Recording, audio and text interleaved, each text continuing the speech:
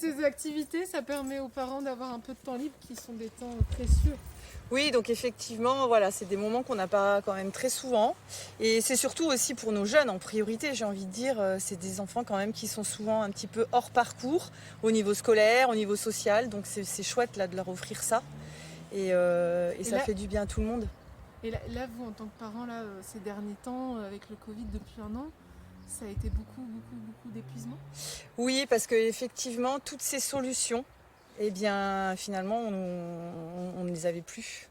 Et c'est là où on se rend compte que les rares solutions qu'on a justement pour les confier, pour qu'ils soient heureux et que nous, parents, on puisse voilà, avoir une vie presque ordinaire, eh bien, voilà, c'est vital dans l'équilibre de nos familles. Si vous voulez, moi, je pars du principe qu'on est des familles qui avons forcément besoin. On ne peut pas survivre tout seul, en fait. Ça, moi, je l'ai compris parce que là, vous avez vu Arthur, mais moi, je suis également la maman d'Antoine qui a 15 ans, qui est paralysé cérébral. Donc, malheureusement, Antoine, c'est un handicap trop lourd pour pratiquer ce genre de choses parce qu'il a vraiment une dépendance totale. Donc malheureusement, ces enfants lourdement handicapés ne peuvent pas accéder à ce genre de pratique parce qu'il faudrait une personne, presque une auxiliaire de vie si vous voulez, pour tous les gestes, les transferts, donc c'est très lourd.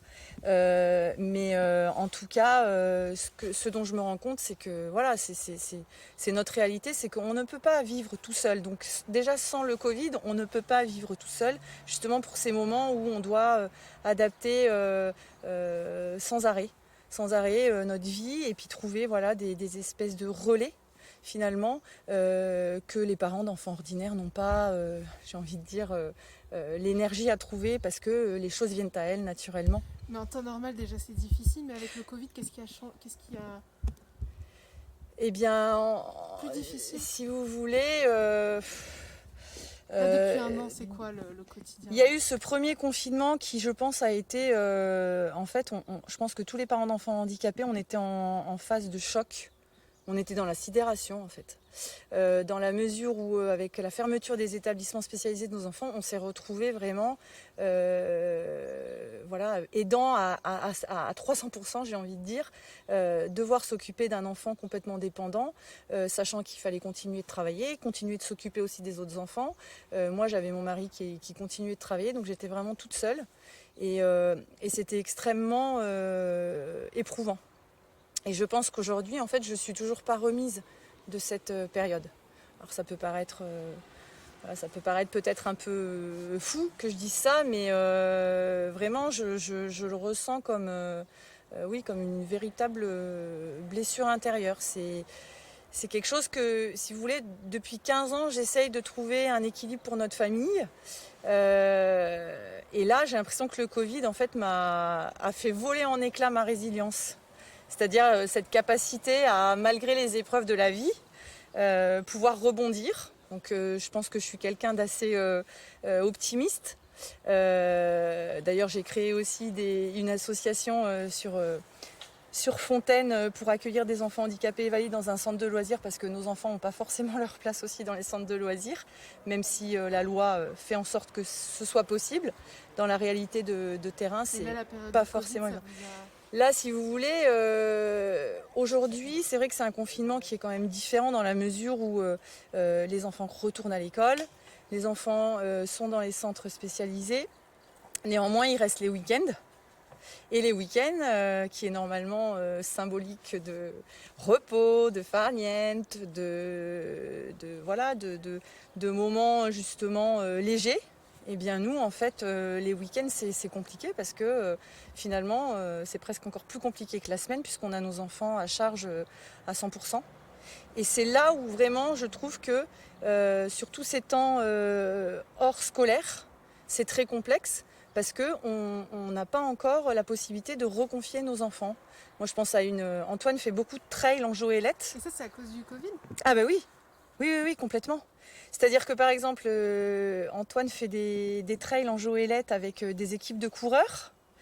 Aujourd'hui, le président de l'association ne veut pas prendre le risque de recourir avec nos enfants, même en ayant des masques. Alors courir avec des masques, voilà, après c'est discutable, mais en tout cas aujourd'hui, nos enfants sont privés de ça, alors que ça fait partie intégrale de leur équilibre en fait.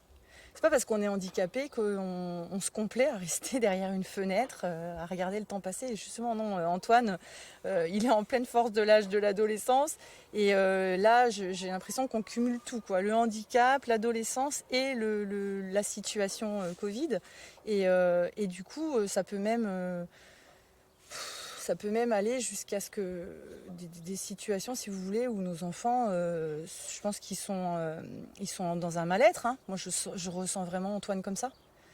Antoine, il a un comportement en ce moment qui n'est pas normal. Alors forcément, il y a aussi la crise d'adolescence, mais je pense qu'avec tous les repères qu'il n'a plus, et notamment dans des moments de loisirs, où il s'éclate, il reprend des forces, voilà. Ben, tout ça n'existe plus. Donc c'est vraiment. J'ai hâte que tout redevienne normal, mais j'ai envie de dire un petit peu comme tout le monde, hein, on est d'accord. Mais pour nos jeunes, vraiment, il y a beaucoup de mamans qui m'ont dit que leurs enfants avaient régressé énormément au niveau du comportement.